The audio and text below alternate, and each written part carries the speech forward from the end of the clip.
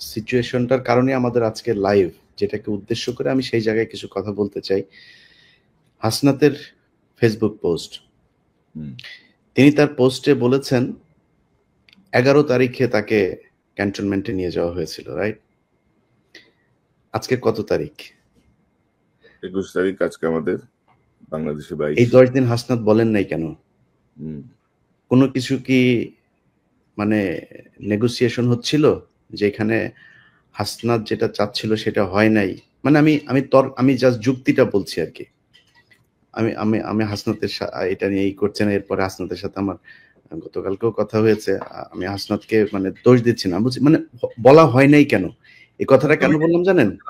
হাসনাতকে জিজ্ঞেস করছিল ইলিয়াস এটা প্রশ্নটা? হ্যাঁ, না আমি এই কথাটা জিজ্ঞেস করি নাই, এই বিষয় নিয়ে কোনো আলোচনাই হয়নি আমার সাথে। অন্য বিষয় নিয়ে আমি ওই যে আসিফের ব্যাপারে যে ইয়ে করেছিলাম সেটা নিয়েই করেছিলাম।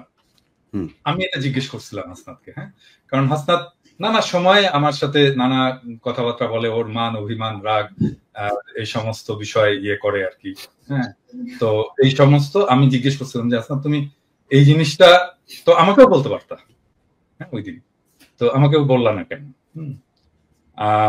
বললো যে দাদা আমি আসলে আমাকে এইভাবে বলছে, আমি একদম এক্স্যাক্টলি এই কথাটা বলতে, দাদা আমি আসলে রাজনীতি বুঝি না, হ্যাঁ, আমি রাজনীতি ভালো বুঝি না এবং আমার মাথার মধ্যে কখন কোনটা করতে হবে এই জিনিসটা আমি সবসময় ঠিক মতো বুঝতে পারি না, আমার বয়স কম, এভাবে আমাকে বলছে।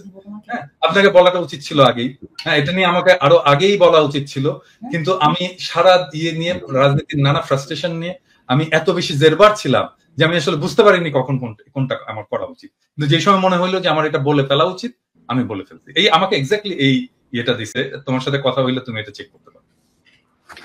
না আমি তার কথায় যেটা, এই যে এই ঘটনাটা আমি জানি না সে কেন বলেছে, কিন্তু আমি তার সাথে যে কথাগুলো বলেছি তার কথায় স্পষ্ট বোঝা গিয়েছে যে আসিফ, তারপরে মাহফুজ, এদের একটা চক্র আছে, এই চক্রটা মিলে যা করছে সেটার সাথে এই হাসনাত, সার্জিস এদের খুব ভালো একটা সম্পৃক্ততা নাই এবং তাদেরকে কিছুটা কর্নার করা হয়েছে। আমি জানি না এই কথাগুলো, যেহেতু ব্যক্তিগত আলাপ, এই আলাপগুলো আমি পাবলিকলি বলতে চাই না, কিন্তু আমি আপনাদের একটা জাস্ট সিনারিও বুঝাইলাম। দর্শকের হয়তো অনেকের মনে হইতে পারে যে মনে হয় এই হাসনাত মানেই বোধহয় মাহফুজ, মাহফুজ মানেই বোধহয় আসিফ। না, এইখানেও একটা একদম সরাসরি একটা পার্টিশন করা হয়েছে।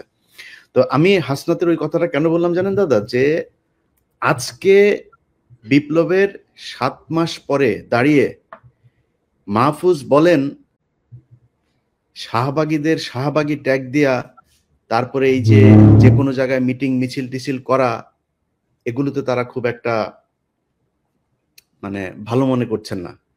ওনারা এসছেন হচ্ছে এই মবের মাধ্যমে, এসে তারপরে এখন কিছু কিছু জায়গা নিজেদের সুবিধা মতো বাগিয়ে নিয়ে এখন আর ওনারা কোনো বিশৃঙ্খলা চান না। এখন যেখানে যে জায়গায় আছেন সেই জায়গায় থেকে তারপরে ওনারা চান এটা চলুক এইভাবে, এটাই ওনারা চান।